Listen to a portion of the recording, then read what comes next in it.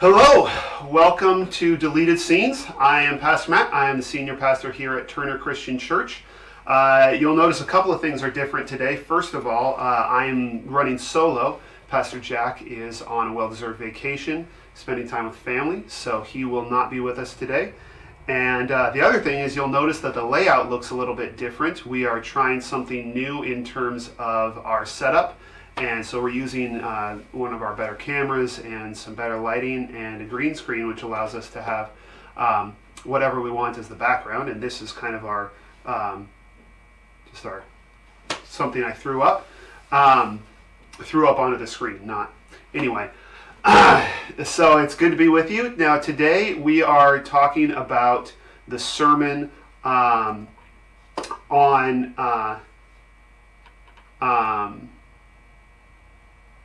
the Tabernacle. Sorry, I'm having some technical difficulties on my screen, and I'm trying to decide if you are also having technical difficulties on your screen.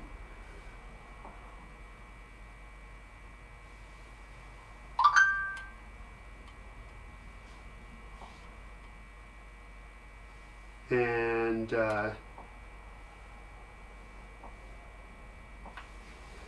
sorry, it looks like we're still good.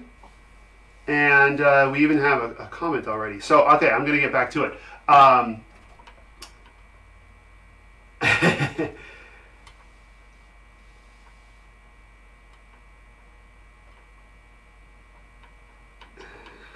apologize. I'm trying to make sure this is still going. So we talked about the tabernacle, and I don't have Jack here today to ask me questions.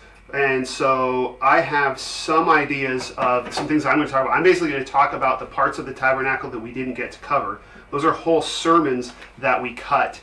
And, well, not cut, they didn't make it into the top 5 pieces that went into the 5 sermons. And so I'm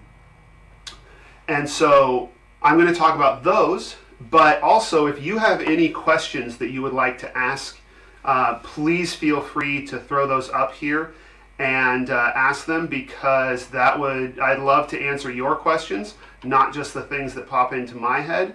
And so I'm going to start talking about those, and then just throw in any questions that you may have as we go through. So there are 3 features of the tabernacle that we did not talk about. Those features are they appear later in the Bible, later in Exodus, in chapter 27, chapter 30, and then they come back at the end. And we're going to talk about each of those. I'll be honest, I didn't spend nearly as much time on these as I did on the things I actually preached on. So I'm really only going to be able to give you the basics that I learned as I was studying. And I may end up showing you some of the resources that I have used when I'm studying. And the first thing that we're going to talk about is the Altar of Incense. This is the only other thing that's inside the sanctuary, that's inside the tabernacle that we didn't talk about. And I have an artist render.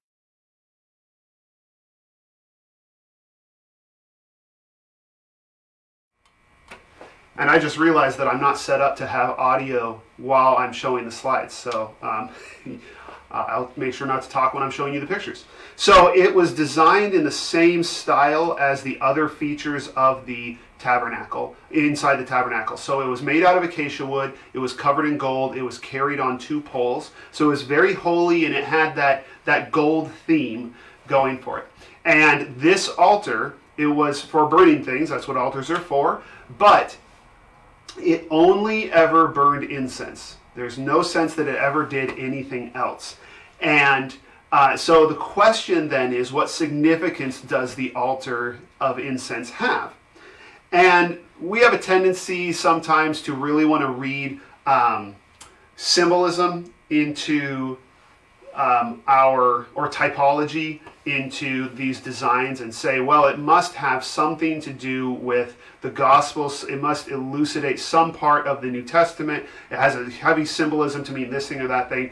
And I've tried to kind of push back against excessive, it's called typology in Bibleese. because I'm not sure that that's what the Old Testament is really designed for. So in terms of what the altar of incense means, on the one hand, it could be something very practical, which is it could simply be a way to make the sanctuary smell good. It's an enclosed space, and it involves a lot of coming and going. There's occasionally blood in there. I read a theory that it's meant to make it to cover the smell of the sacrifices. But the sacrifices, and we'll talk about this later, the sacrifices never enter the tabernacle. Like the animals that are killed, they never enter the tabernacle. And the only time that any biological matter from the sacrifice is brought in is the one day a year when they use blood to cleanse the sanctuary on the Day of Atonement. So it is possible that it's just to make an enclosed space smell good. It also could be another form of offering to God. When you want to it's one of the ways that you can be a good host to your visitors is to provide food, provide drink, and to make the place smell good. So it could be as simple as that. There could be a symbolism in the sense that the smoke goes up. And we talked about the sacrificial system and about how the idea of burning the sacrifices meant that the material went up, and that's how you got it to God. And so it might be a sense of like carrying prayers up to God. That's definitely how the symbolism that's used in the New Testament, the altar, or in the book of Revelation, they connect this idea of incense, the smell of incense, they connect it with the prayers of Christians. And so that's definitely a possibility as well. But there's not much more to the altar of incense. It's not really referred to again. And so that's the reason why it didn't make the cut. The next thing that we're going to talk about is the altar of burnt sacrifices, which looks a little something like this.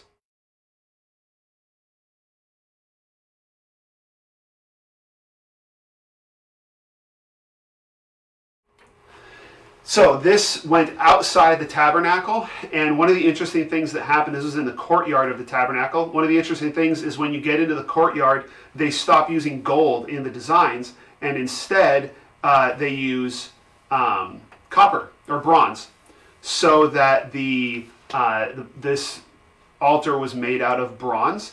And there are a couple of distinctive features. This was where they actually burned the sacrifices. There are a couple of distinctive features about this altar. It had horns on each corner, and the altar of incense had horns as well. And we're not entirely certain of the background for that. What did the horns mean?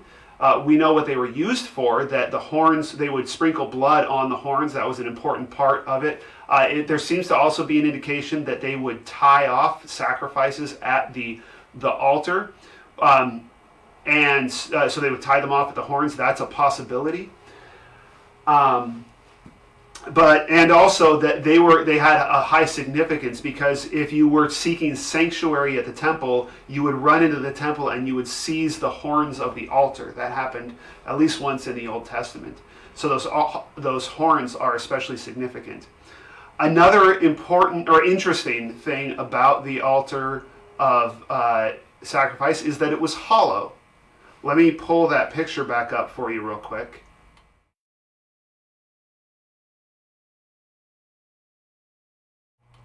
Now you'll notice the grates around the sides and the top.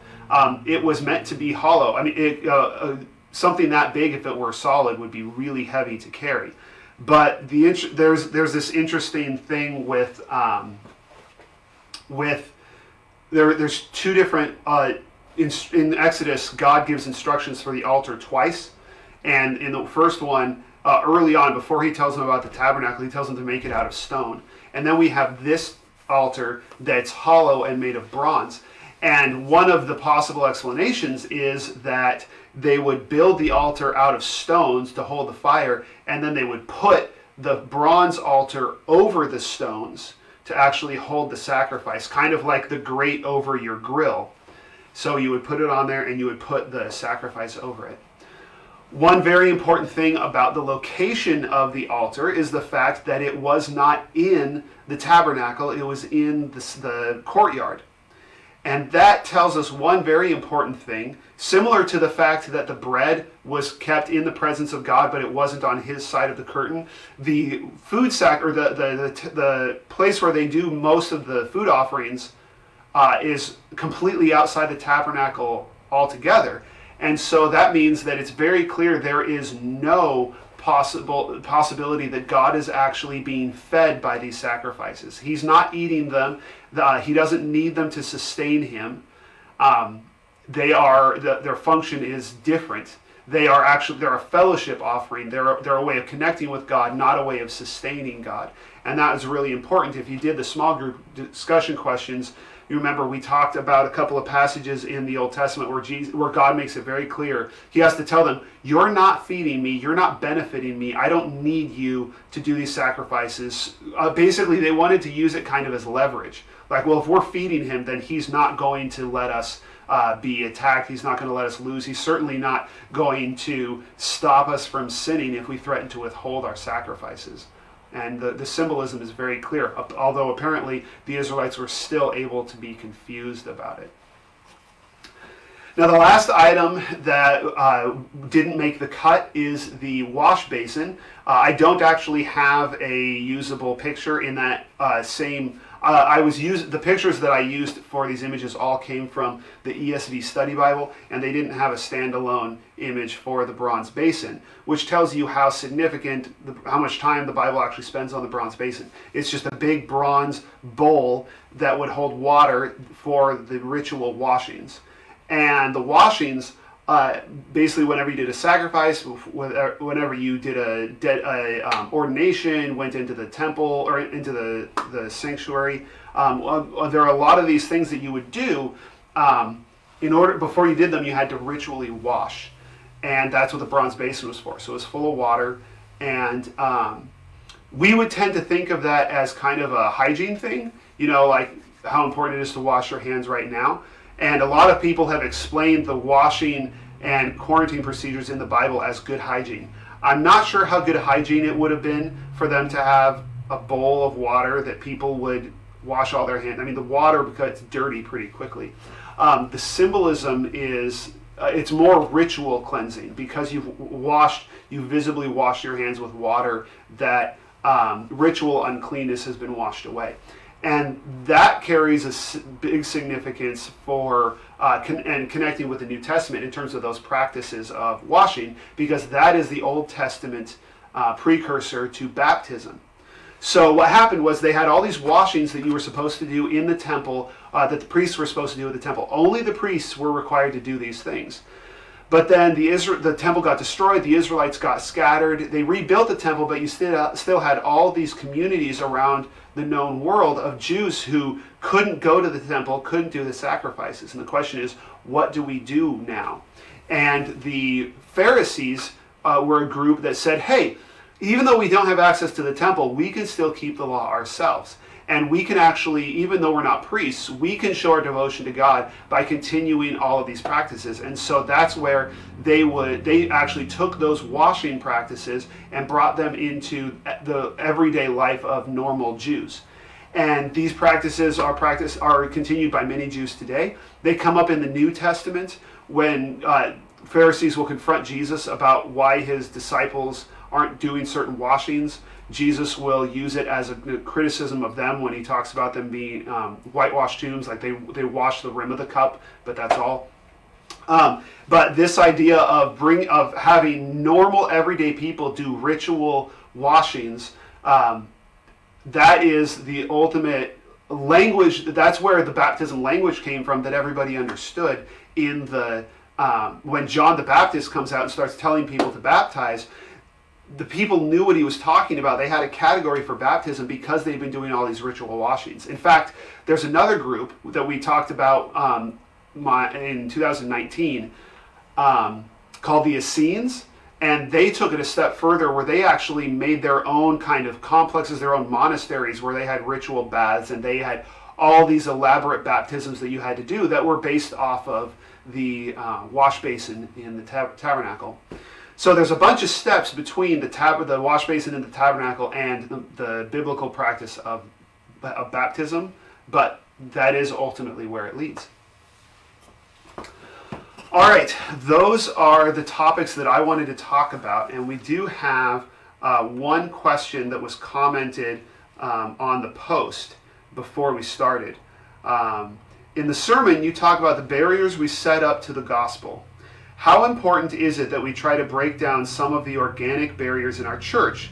Like, how hard should a church in a predominantly Caucasian area try to reach other race groups? Should it be a big priority for a church in a low-income neighborhood to reach people in a high-income bracket? Very good question. So, yeah, we talked about removing barriers and not putting up additional barriers to the gospel. And so this question is about how much effort should the church put into reaching people that are different from those who are in the congregation? And I think that depends on where you are placed. I think that the ideal church, that's a big category. My thoughts on this as a very young, relatively inexperienced pastor is that the ideal church would, in terms of race and income and culture and all those things, would reflect the community where they are based. So, for instance, you asked if a low-income church should seek a high-income people. I think that if they're in a low-income place, then they should be seeking the people who live there. Now, there is a major benefit to having Christians who have a higher income in churches that are predominantly lower income. It gives them an ability to do more than what their normal attenders can actually economically support. But I'm very hesitant to say that a church the church that is in a place where there aren't high income people should actively go out and try and find high income people, or do things, or I wouldn't want them to change their ministry to accomplish that. I think there's a lot to be said for Christians with higher incomes seeking out churches with lower incomes where they can make a difference in that way. But the same thing with, if a church is predominantly Caucasian, our church is predominantly Caucasian, the question is, do we need to fill our church with as many minorities, ethnic minorities as possible?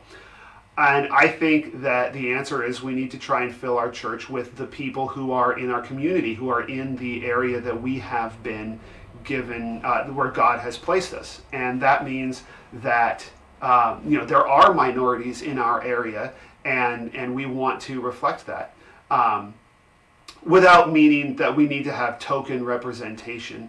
But I mean, if we're seeking the people who are in our community, then we will end up with the people who are in our community. Now, is a church in Turner, Oregon ever going to have the same ethnic makeup as a church in Atlanta, Georgia, or San Antonio, no, it's not, and that's not the measure of success. But if a church looks significantly different than the community they're serving, I think that is a problem, and we need to look at the barriers that we may be putting up, because it may be that we are simply not making ourselves open to others. We're doing things, whether intentionally or not, that make them feel unwelcome. I can't remember if I said this in the sermon. It's definitely something I had thought about saying in the sermon. Martin Luther King Jr. famously said that Sunday morning is the most segregated time of the week because of how churches are segregated. And unfortunately, I think that to a large extent that can still be the case. But it's not necessarily because of literal segregation where we tell some people they're not allowed to attend, but we just simply people in the church tend to make the church comfortable for themselves, and people who are looking for churches tend to look for churches that look like themselves. So it's not necessarily like we have signs that say, only certain people are allowed here. But on both the side of the church that is being visited and on the side of the people who are going into churches, we have a tendency to go to seek out places that where we're already comfortable and to make sure that they continue to be comfortable for us. And the church has a bigger mission than that. But how we accomplish that, I do not have the perfect answer for that. As I said, I am a relatively young and inexperienced pastor who's trying to do his best. But that's what our church, I think, is seeking to do. It's one of the reasons why I came here, is because this church, when they were interviewing with me, communicated a desire to reach the community and who they are. Because for us here, it's not just, there isn't just questions of race and culture and language and things like that. There's also a question of age, because we are strongly connected with the retirement community, but we have a lot of young families moving into the community. So that's my very long answer to that question. We just got another one. So when Jesus talks about making his temple a den of robbers, who is he talking to, and who are the robbers? I mentioned the fact that when they built the second temple, the temple of Herod, to replace the tabernacle, to replace the temple that had replaced the tabernacle, they put up all these extra barriers. And then Jesus comes in and gets angry, and when he clears the money changers, he says, "It is written, my house should be a house of prayer for all nations, but you have made a den of robbers." And for the longest time, I thought that was all about money in church. You shouldn't have businesses in church. You shouldn't have money changers in church. But that in John, that does seem to be the direction that Jesus is going. But John is also describing an event that happens earlier in Jesus' ministry. What I said in the sermon was that when Jesus did that, first of all, he was essentially shutting down the temple, because if you shut down the cash register, then the business can't be open. The other thing is, he's in the temple, he's in the court of the Gentiles, which is the first barrier to keep people out of the temple. And he quotes Isaiah, and who says, "My house shall be a house of prayer for all nations." What we didn't talk about is the other passage from Jeremiah where he says, "But you have made it a den of robbers." So the question here that's being asked is, when Jesus quotes him, who is the you? And I would argue that the you that Jesus has in mind is the same you that Jeremiah had in mind when he said it in the first place, because Jeremiah was speaking to the people running the temple at the time. And he's basically said, "You have made my house a den of robbers," which means that when I was little, I thought that meant, well, it's a place where robbers are. It's full of robbers.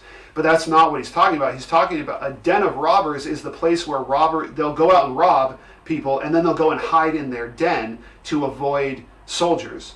And that's what the temple had become. It was a den. The Jews or the Israelites at that time would go out and do all these sinful things, and they would follow other gods, and they would do wrong things, and they would disobey the law, and then they would come into the temple and say, well, because we have access to the temple, we can hide away from the world, and God will protect us. And Jeremiah says, no, that's not what's going to happen. God's going to destroy the temple, which of course he did. And so when Jesus is in the court of the Gentiles, and he's turning over the tables of the money changers, and he says, "You have made my house a den of robbers," he's not necessarily speaking to the money changers in the courtyard, because one of the things I always assumed, was that the money changers were dishonest. But the Gospels don't say that they're being dishonest. It doesn't say that anybody's being cheated. It doesn't say that the people doing the money changing are bad. In fact, they're actually doing a necessary service, because outside the temple, you use money that has the emperor's insignia on it, and that's a graven image that you cannot take into the temple grounds. So you have to change money in order to be able to give money to God without breaking the law.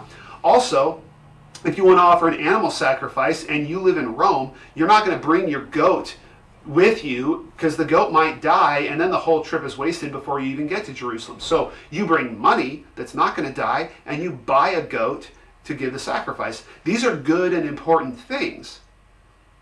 So the criminals, or the people who are wrong in this case, are actually the people who are in charge of the temple, because they're the ones who are setting up these barriers and making the temple into a den of robbers.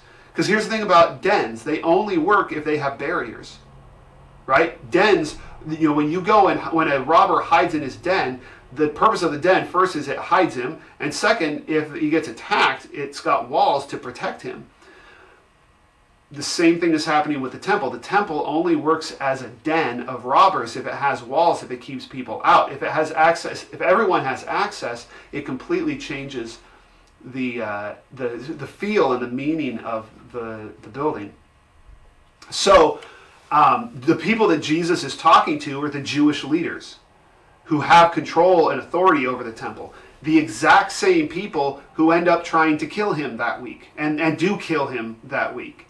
They do kill him. They try to stop him, but they can't stop him. So he's got them right in his crosshairs, and that's one of the things that makes them so angry. All right, well, that is those are the questions that I have. I'm going to do a little closing spiel here for you. If you have any more questions, feel free to throw them on to put them on the video. But otherwise, we will be meeting. We'll be doing this again, same time next week. Pastor Jack and I will be talking about next week's sermon and the new series that we're going to be in. And I'm going to give you a little bit of a teaser for that. We're moving into the New Testament. We're going to be focusing on the Gospels and the stories about Jesus. And what we're going to be looking at is basically there are clues in the New Testament, in particular stories, that tell us that this story was told to the writer by this person. So, for instance, the easy one, and we're going to talk about this in the sermon, is the story of the birth of Jesus. If you're familiar with the Luke version, the story in Luke, you'll remember that there's a place in the story where Luke says that Mary treasured all these things in her heart. And that's basically his clue to us that's his way of citing his source, that Mary told him those stories, and that's where he got the content. There are a lot more stories like that and a lot more places in the Gospels where we get clues to who told that story. So what we're going to be doing is spending a whole series looking at the people who encountered Jesus and what they saw and the story they told to the first generation of Christians. I'm really excited about it. I think there's some really cool stuff that we're going to find in there as we seek to encounter Jesus. So that's where we're going to be starting next week.